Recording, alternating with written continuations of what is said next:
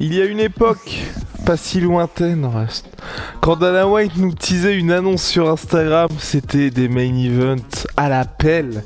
On parlait de pay-per-view, d'UFC numéroté, de choc que tout le monde attend. Bah là, c'est une annonce pour un combat entre le 6ème d'une catégorie et le 15ème pour un Fight Night à Pittsburgh.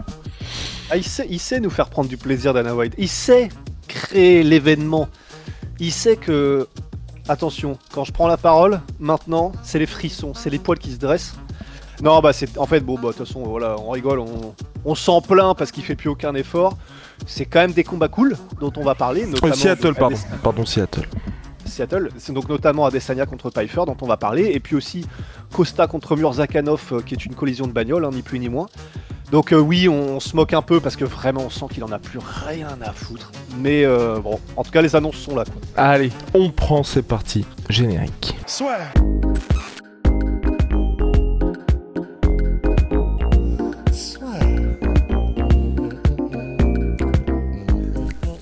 Adesanya contre Joe Pyfer. Bon, on sent qu'Adesanya a cruellement besoin d'une victoire.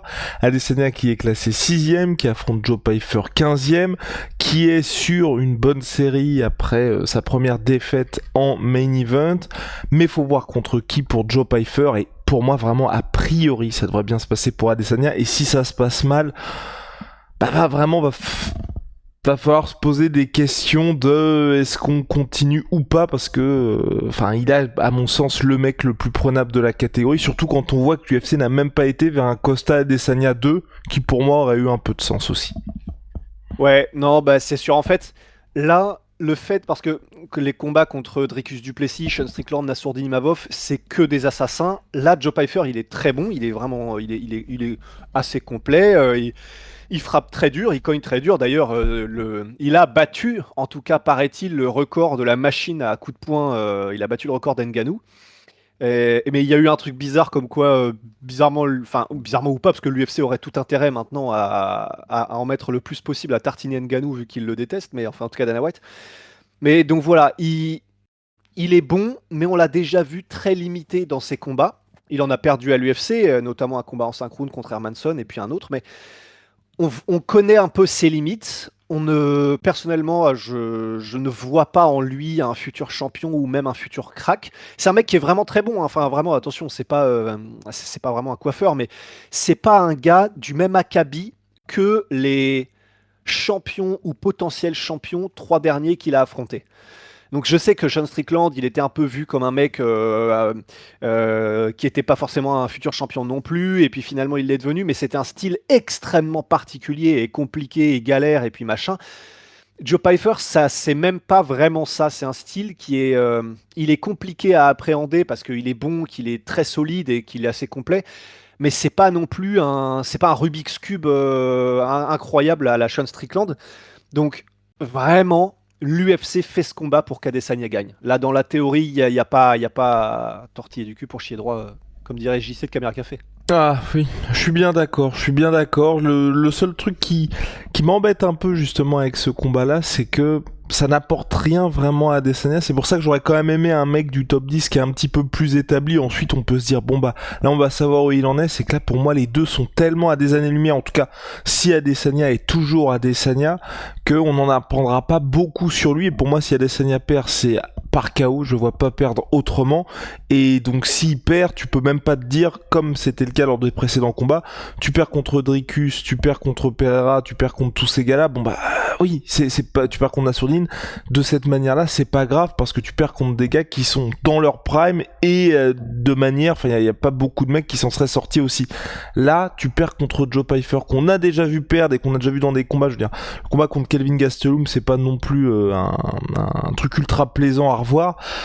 Bon, très compliqué pour lui, mais je pense à mon avis, il leur fallait un nom pour le Fight Night de Seattle pour le retour de l'UFC. Ils ont Adesanya, ça permet de leur mettre en bombe et de se dire, un peu plus tard dans l'année, tu peux lui avoir des chocs un peu stylés.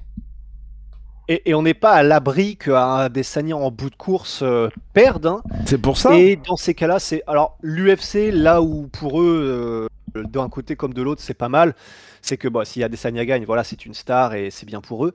Mais Joe Pyfer, il l'aime vraiment, vraiment beaucoup, hein, l'UFC. Dana White en particulier, on rappelle que Dana White lui avait quand même, il est passé par le Contender Series, Joe Pyfer, et Dana White lui a acheté une maison et lui a donné un petit coup de pouce financier après l'un de ses combats parce que Dana White a compris que Joe Pyfer sinon allait être à la rue.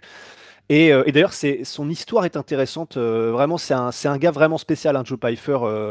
Enfin, un peu à la Strickland d'ailleurs, il a grandi dans un foyer où il était battu, où c'était vraiment hardcore de fou pour lui. Quand il était jeune, il était à la rue, il était SDF et il s'en est sorti parce qu'un de ses professeurs a cru en lui et machin. C'est vraiment une histoire inspirante et l'UFC l'aime beaucoup. Donc, et en plus, comme il frappe fort et puis qu'il met des KO de temps en temps, voilà, il essaye généralement quand même d'aller à la finition. Donc, c'est un profil qui est quand même intéressant. Et puis, il est américain, hein, on n'a peut-être pas précisé. C'est un profil qui est quand même intéressant pour eux, si jamais, à la surprise générale, il gagne. Donc, c'est ça qui est bien pour l'UFC aussi, c'est qu'ils foutent pas non plus Adesanya contre un illustre Tchétchène qui est amateur de lutte et que personne ne connaît et c'est un bourbier. Ils se gardent quand même la possibilité, si jamais Adesanya perd, de donc mettre un peu plus en bombe ce gars sur lequel ils ont déjà misé quelques piécettes quand même. Et puis ça permet aussi de voir où en est Adesanya, je pense, en termes de menton après ce qui s'est passé contre Nassourdine, parce que je le vois vraiment très bien gérer Joe Pyfer. Je pense qu'il s'en prendra une ou deux bonnes sur le combat, parce que Joe Pyfer a quasiment chaque combat ou presque, il a des occasions d'éteindre la lumière et de voir un peu où en est Adesanya, parce que j'ai quand même un peu peur de ça, tu vois, que là avec tout le kilométrage qu'il a en kickboxing, en anglaise, en MMA, l'âge qu'il a aussi, que ça commence à faire son effet tout simplement. Bah, c'est sûr. L'avantage, c'est que il est extrêmement dangereux, Joe Pyfer, mais son style devrait théoriquement être gérable, parce que c'est vraiment un style académique. Son style devrait être gérable par Adesanya. Donc oui, c'est un Adesanya vieillissant, certes, qui est peut-être pas aussi rapide qu'avant, mais même debout stylistiquement, effectivement, peut-être qu'il aura des occasions de Joe Pyfer, parce que c'est pas non plus un spécialiste des KO en 2 minutes Adesanya. Il aura peut-être des occasions de le toucher, mais quand même, normalement, c'est vraiment le genre de profil contre lequel théoriquement Adesanya doit briller, justement, quoi. Complètement, si on a c'est juste ça, tu vois, le fait qu'il se déplace un peu moins, que les changements de garde soient un petit peu plus, je vais pas dire paresseux, mais il est un peu plus dans un fauteuil qui fait que quand il y a Nassourdine, le mec se fait éteindre. Donc on verra en main event de l'UFC Seattle, et puis puis après, mais même tu vois, la suite tu fais quoi? Si Adesanya la gagne, qu'est-ce que tu fais? Bah, ouais, parce que est-ce que on a eu quand même un peu le précédent José Aldo où c'était déjà une légende lorsqu'il a recommencé son ultime partie de carrière où en fait il éclatait des contenders et il montrait qu'en fait il y avait quand même encore une marge entre lui et le reste des gars qui n'étaient pas prêts s'ils ne l'étaient pas. Donc il peut très bien faire ça à Adesanya, il doit prendre énormément par combat, comme ça il continue de se faire plaisir et en même temps d'empocher, et puis il est toujours là, il fait ce qui lui plaît. Tant qu'il ne prend pas de gros dommages, s'il gagne, ben voilà, hein, qu'il continue à se faire plaisir, pourquoi pas. Alors la vraie alerte, ce sera effectivement si là on voit qu'on est sur l'amorce d'une BJ Penn slash Tony Ferguson. Si c'est pas le cas et qu'il fait une fin de carrière à la José Aldo, bah voilà, hein, ça peut aussi et pourquoi pas. Allez, pourquoi pas. Et puis on a eu, de manière assez surprenante, Azamat Murzakanov contre Monsieur Paulo Costa Borrachinha. Donc la carrière de Paulo Costa n'a absolument aucun sens, hein, on rappelle, hein, là il est désormais de retour chez les middleweight, bien installé, victorieux lors de son dernier combat. On se disait ça y est, c'est reparti. Ensuite forfait, là il devait combattre il y a quelques semaines de ça. Paulo Costa classé 13e chez les middleweight, qui obtient donc le mec qui est classé et invaincu 6e chez Light Heavyweight, Azamat Murzakanov, qui je pense est un bourbier en termes de marketing pour l'UFC, mais qui termine absolument tout le monde et qui promet pour on va dire au global en termes de spectacle. Mais c'est vrai que j'ai du mal à voir où est-ce que l'UFC veut en venir avec ce combat-là. Ah, moi je vois à peu près, hein, c'est que il a tellement fait chier l'UFC Paulo Costa avec en rendant public le fait que parfois l'UFC fait des petites manigances, comme lorsqu'ils avaient annoncé le combat contre Whittaker qui en fait n'était pas du tout signé, et du coup Paulo Costa a fait ah bah non, non, non, il y a rien de signé donc moi je le fais pas, allez vous faire foutre. Ça, les négociations, les machins, le fait de rater le poids aussi contre Marvin Vettori et de à peine de pas s'en excuser du tout d'ailleurs, même d'en jouer. C'est bien parce que c'est un gars qui est vraiment. Les fans l'adorent, Paulo Costa, et c'est un gars qui à chaque fois fait des combats où il se passe des trucs. Donc ils peuvent pas s'en dispenser, ils peuvent pas s'en passer parce que c'est quand même quelqu'un qui fait bouger les compteurs, Paulo Costa. Mais c'est un mec qui est quand même un sacré caillou dans la chaussure pour eux aussi. Donc je pense que ils continuent sur leur lancée de bah écoute mec, ouais t'es avec nous, ouais t'as ton contrat que t'as bien négocié, super, ouais bien joué. Par contre on va te faire aucun cadeau et tu vas prendre tous les mecs qui sont des Russes qui viennent pour éclater tout le monde que personne connaît. Pour moi, c'est un cadeau. Ah ouais, ok. Parce que moi, je suis en mode, il mérite. En fait, je trouve ça ultra dur pour Azamat. Parce que Azamat, tu viens d'éteindre Rakic quand même. T'es invaincu. Super série de victoires. Normalement, tu devrais regarder typiquement, tu vois, t'affrontes un Blakovic, un Rally Roundtree, enfin, en gros, on te dit, bon bah mec, c'est bien ce que tu fais. Là, t'affrontes un gars qui est classé, mais même pas dans ta catégorie en plus. Ouais, mais en termes de hype, Oui. s'il met KO Paulo Costa, Par contre, oui. parce que personne n'a réussi. Ah si, Adesanya l'a fait. Mais éteindre, tu vois, si jamais il y arrive, là tu gagnes quand même en aura. Parce que l'aura, il l'a auprès des fans, là, Azamat. Le mec est monstrueux, hein. Il est à 16-0 et je crois que 13 ou 12 KO, j'y étais tout à l'heure là. 16-0, en plus son surnom, qu'est-ce que j'aime ça, le professionnel. Voilà, c'est froid, c'est implacable, intraitable. 12 KO sur ses 16 victoires, 12 KO, une soumission, et le gars, il est sur 3 victoires par KO là, à l'UFC tranquillement. Donc il est absolument cauchemardesque, hein, ce mec-là, mais personne ne le connaît trop. Et puis c'est vrai qu'il a battu Rakic, qui est quand même un sacré nom dans la KT, mais faut connaître Rakic. Et puis c'est le seul nom le plus connu peut-être c'est même sûr, qu'il a battu là dans sa carrière. Donc aller contre un gars qui en plus va faire du trash talk avec Paulo Costa parce qu'on ne sait pas ce qui va sortir et ça il nous réserve toutes les surprises qu'il sait, mais enfin qu'on sait qu'il peut nous sortir, mais ça va être marrant, ça va prendre en hype. Paulo Costa en light heavyweight, on a envie de voir ce que ça donne. Donc c'est quand même très intéressant. Puis c'est vraiment une collision, c'est vraiment un accident de bagnole ce combat-là. Donc ça va être spectaculaire dans la cage. Avant le combat, ça va être marrant parce que on ne sait pas ce que va dire Paulo Costa, on ne sait jamais. Donc si Azamat gagne, c'est vraiment tout bénef pour lui, je trouve, en termes d'aura gagnée, de prestige et de se faire connaître auprès des fans et donc à avoir les faveurs de l'UFC. Parce que l'un va avec l'autre. C'est vrai qu'un Paulo Costa qui se prépare vraiment bien en light heavyweight, ça peut être intéressant. Il peut y avoir un bon petit run dans une catégorie qui est éternellement vieillissante, on va le dire. Et puis après, Azamat pour voir pour la suite, parce que pour moi, c'est vrai que c'est le mec là aujourd'hui, quand tu regardes l'état de la KT. S'il gagne, en vrai, je vais pas dire que title shot potentiel, mais on s'en rapprocherait. Goat. Non, c'est sûr. Honnêtement, là, s'il gagne Azamat Murzakanov,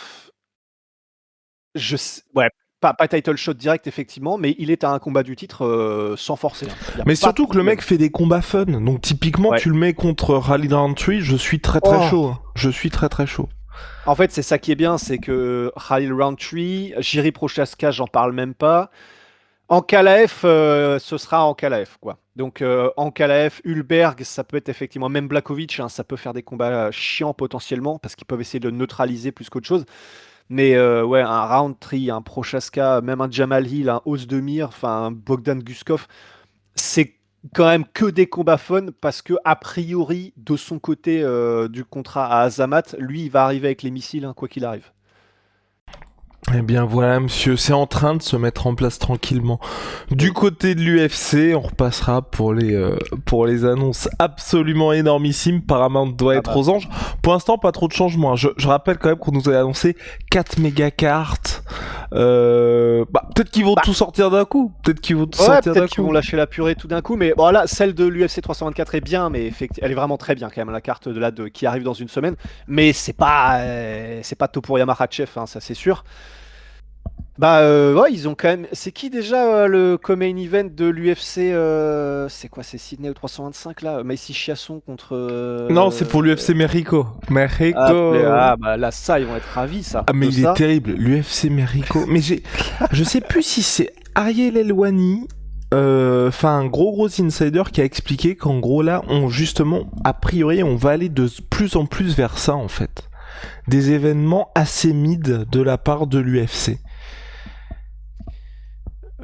Faut quand même au moins qu'il y ait un combat qui intéresse, quoi. Ben ouais. Sinon. Ouais. Et mais oui, mais parce que même là, t'as vu, donc on en parlait avec Rustan. En off, Zuffa Boxing, l'événement numéro 1 est prévu dans 2 semaines. C'est très chaud. Hein. Il y a quasiment rien. Plus là, j'ai vu les boxeurs qu'ils ont signés. Enfin, vraiment, il n'y a pas de quoi stresser si tu t'appelles Eddie Hearn. On va voir, hein, on a quand même cette a priori construit sur les années de quand l'UFC fait quelque chose, attention, enfin à Dana White en l'occurrence, mais la machine UFC parce qu'il s'entoure de gens qu'il connaît. Pour l'instant, effectivement, ça fait pas sauter au plafond.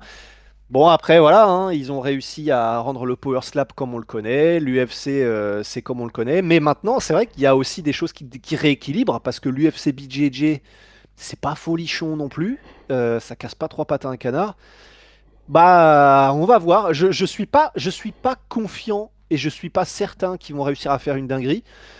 J'attends effectivement de voir. Parce qu'a priori, il y avait quand même les Saoudiens derrière. On rappelle. Mhm. Donc, qui dit Saoudien dit effectivement, normalement, tu peux avoir à peu près qui tu veux, hein, puisque crédit limité. Mais non, pour l'instant, c'est pas la folie, effectivement. Donc pour l'UFC Mexico, Brandon Moreno contre Azu Almabayev en main event. Ah non, c'est très compliqué. Mais je suis curieux de très voir les compliqué. places si elles se vendent ou pas, parce que Oui. ça commence à plus trop marcher quand tu fais des Carlos Hulberg versus je sais plus qui à Sydney, là, ou à. Ouais. Daniel Zellhuber contre King Green et Messi Chiasson contre Aline Perez en co-main event. Waouh. Ouais. Après, bon, là, ils viennent d'annoncer, ouais, ça. On aura aussi Marlon Vera contre David Martinez. Bah, c'est pas. Ah, tu te lèves pas pour ça quand même, hein. Pour au Mexique, si je suis mexicain, j'y vais pas, hein, clairement. Ah, d'accord. Bah, Ouais, écoutez, de toute façon, on n'est pas mexicain, c'est réglé, on n'ira ouais, pas, nous. c'est l'avantage. On essaye, hein, on fait pousser la moustache pour essayer d'eux, mais. Non, mais typiquement, je pense que même tes médias, je pense qu'à part Paramount, qui auront salement la flemme d'y aller, je pense qu'il y aura personne comme média. Ah ouais, parce que franchement, même les vieux de la vieille, comme les Oscar Willis, comme les José Youngs de MMA Fighting, etc. Là, t'es sûr que t'es à perte sur cet événement. Donc, à moins d'être payé par l'UFC pour quand même qu'il se passe quelque chose. Mais en tout cas, nous l'UFC nous a jamais proposé, donc je sais pas si ça se fait.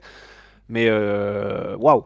Ah ouais, là vraiment, t'es tellement certain d'être à perte si tu vas à cet événement et que t'es un média indépendant que Mais même si t'es réfléchir, quoi. Paramount, enfin, typiquement, là, tu te dis, les gars, on a quand même, c'est quoi, 1,2 milliard par an? 1,2 milliard par an qui lâche, faut envoyer les grosses cartes, Ouais, s'il vous plaît. Mais ouais. je sais pas, on va voir parce que là, tu sais, il y a donc ils ont augmenté leur prix aussi Paramount. Je me demande aussi si c'est pas tout simplement une stratégie parce qu'ils ont pris Zuffa Boxing qui est pas fou pour l'instant. Si on pas dans un truc aussi aujourd'hui d'un peu de remplissage, tu vois, de se dire, il faut qu'on ait un truc où chaque samedi on garantit aux gens d'avoir quelque chose à regarder et t'as quelque chose à regarder en fond parce que tu vois je regardais là c'était dans les dans les pour Netflix apparemment aujourd'hui tu vois dans ce qui est dans les processus d'écriture maintenant J'ai il vu faut ça. que les persos Double disent ce screening. qu'ils sont en train de faire. J'ai vu ça, Ouais, le double screening. Ça, exactement. c'était incroyable. Avec Parce Stranger Things, notamment. Exactement, parce que les gens font des choses en même temps. Et est-ce qu'on n'est pas dans un truc aujourd'hui Paramount qui est quand même en train de exploser ou d'avoir un certain succès outre-Atlantique parce que Taylor Sheridan et quelques gros shows comme Landman et tout ça. Est-ce qu'ils se disent pas en fait, faut qu'on puisse avoir un truc en fond qui fait que le samedi soir, les mecs ils soient pas en mode écran noir, on n'a rien à proposer sur Paramount et en gros l'UFC on les a signés juste pour ça parce qu'on sait qu'ils nous garantissent d'avoir tout le temps des events. Honnêtement, c'est possible, hein. Ce truc-là, effectivement, du double screening, comme tu sais que les mecs, l'audience va être sur son portable en même temps, il faut toujours expliquer ce que tu fais et machin. Effectivement, ça ouvre quand même beaucoup les yeux sur les nouveaux process. Et c'est sûr que ce qui compte pour Paramount, c'est aussi de pouvoir dire, comme tu dis, tous les samedis, vous avez votre show UFC, machin, tu fidélises tout ça, tout ça. Et ouais, honnêtement, c'est possible. Je sais pas, et là, forcément, on brasse un peu du vent parce qu'on n'en sait rien, mais ça me paraîtrait pas déconnant, effectivement, que de toute façon, bien sûr, qu'ils ont négocié un certain nombre d'événements par an dans leur contrat, ça c'est normal. Et donc, vu que c'est des événements quasiment toutes les semaines, ils peuvent pas délivrer la même qualité chaque événement, ça c'est une certitude, ok. Ouais, mais Mais il y le a un fait de truc. faire des événements comme ça, vraiment, mais enfin, chiasson, quoi. Mais Je veux c'est dire, ça. Non, mais c'est pour ça, pour moi, tu dois avoir un truc qui est rationnel comme ça en termes de remplissage, parce que même là, dans donc Paramount qui voulait racheter Netflix, dans il y a eu un espèce de rapport qui voulait racheter pour Netflix Warner Bros. Dans ouais. les rapports qui faisaient officiels, hein, en mode cette offre de Paramount est moins intéressante que celle de Netflix, il y a Paramount a surpayé des droits sportifs et il mettait entre parenthèses l'UFC. Donc je veux dire, c'est de notoriété publique que Paramount a surpayé les droits UFC.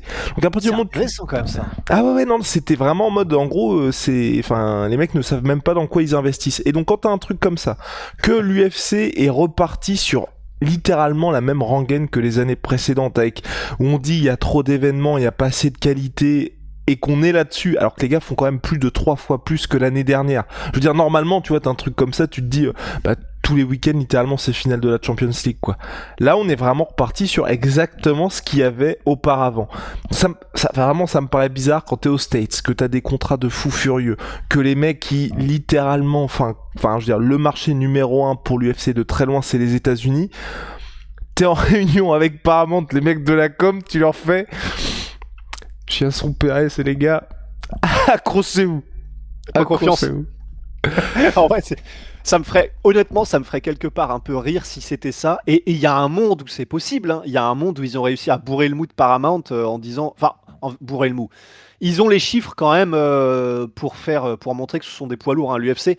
Mais je veux dire, dans comment est-ce qu'ils vendent leurs événements à Paramount, je serais tellement pas étonné que t'aies des mecs en réunion, des mecs de Paramount qui n'y connaissent rien, et t'as un fin limier de l'UFC qui leur explique pourquoi avoir Daniel Zellhuber, c'est la meilleure décision qu'ils aient jamais prise, tu vois.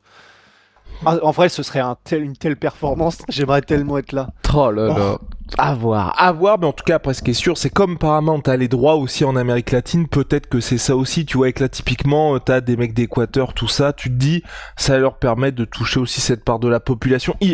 Pour moi, il doit y avoir un truc, parce que à aucun moment, tu peux commencer, même là, hein, la carte qui arrive, elle est monstrueuse, mais pour les connaisseurs, t'arrives pas à casser un peu cette barrière du MMA. Et ils auront les chiffres, ils vont voir, je pense qu'ils vont se dire putain c'est très bien, on a fait les chiffres qui sont attendus quand il y a une grosse carte comme ça, mais effectivement on n'a pas tapé le million ou les choses qui se passent d'habitude quand t'as des Connors, des combattants de cet acabit-là, donc il y a un truc, on finira par le savoir, évidemment les gars de toute façon, ça va se savoir. mais bizarre, hein. Vraiment très très très bizarre parce que tu sais même Dana White évidemment il va pas dire on va continuer comme d'habitude, mais je m'attendais vraiment nouvelle ère, ça va avancer tout ça, pas trop. Il y a des vidéos qui commencent à sortir, et on savait déjà que Dana White était désintéressé de l'UFC et que vraiment il s'en tamponne de ce qui se passe, mais d'une force.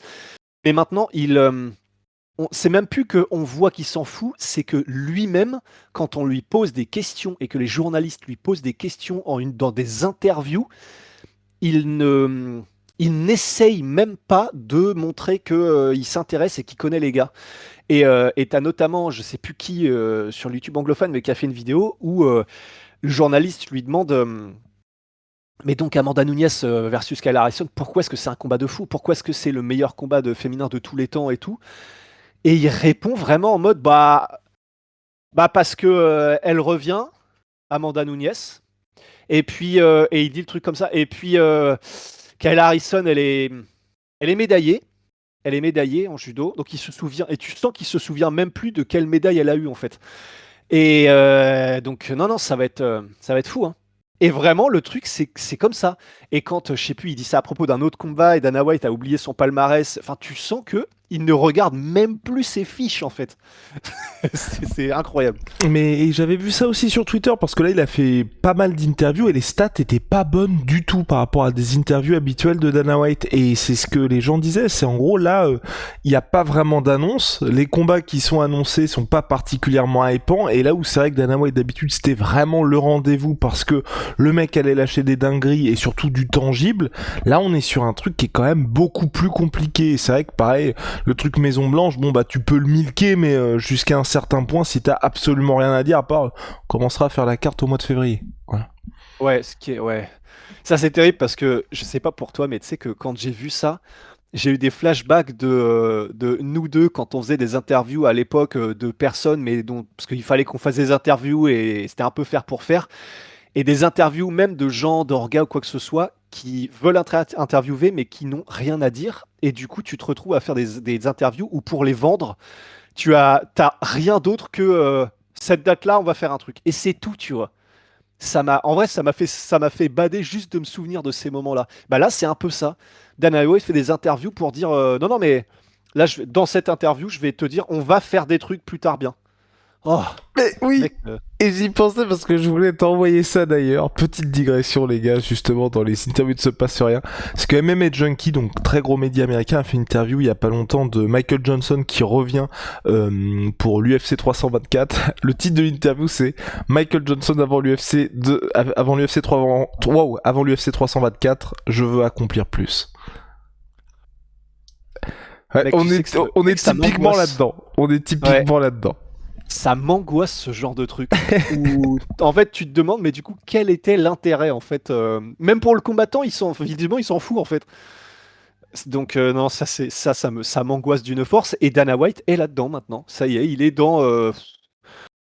J'ai vraiment rien à vous raconter, mais je suis là en tout cas. Voilà, ça vous plaît, non? Je suis là. Frais, dispo, comme Ouais. NutriPure les gars. Comme NutriPure et en ce moment, je le rappelle, c'est le Nutri anniversaire, c'est le moment de s'y mettre les gars. Moins 10 à moins 30% sur tout NutriPure et c'est cumulable avec le code la sueur. Moins 10%. Et ensuite, vous avez moins 10% ad vitam avec votre compte. On est habillé en Wicked One, stylé en mode lifestyle. Je suis en mode sport avec le chat, évidemment. Le chat qui est pas compris dans le code la sueur, moins 20%. Hein. Pardon, tu m'avais dit en plus, je sais que c'est pas bien, ça fait pas pro, mais Ouais, mais faut ah, la garder. putain. Oh, regardez-le. Je suis désolé de Regardez. Regardez-le. Ah, je suis dé Est-ce t'inquiète, qu'on l'a vraiment les déjà vu prochaines aussi fois, mignon? Mais est-ce qu'on t'a ce sera à la porte. T'inquiète. est-ce qu'on t'a déjà vu aussi mignon? Je ne Non, pense pas. mais je sais que là, on sourit, mais que c'est pas pro, donc t'inquiète, les prochaines fois, Non, je non, ferai non, mais attention. après là c'est la fin. En vrai là c'est la fin, les gens ils sont en mode OK, bon allez, on est chill, OK, mais OK. regardez. Bah oui, elle manque d'amour un peu, j'étais parti pour l'interview de Jordan, qui sort bientôt d'ailleurs. Oh j'en peux plus, j'en peux plus. Oui, Enfin bref, et puis on termine avec Holy Moly, les gars, révolution dans les boissons énergisantes, thé glacé, bon, boissons de réhydratation, c'est ici. Code la sueur 5 pour votre première commande, moins 5€ si vous avez déjà commandé chez eux. Code la sueur 10, moins 10%. Ils font aussi des milkshakes, des thés glacés, je ne sais pas si j'ai dit, mais surtout plein de saveurs. Bye.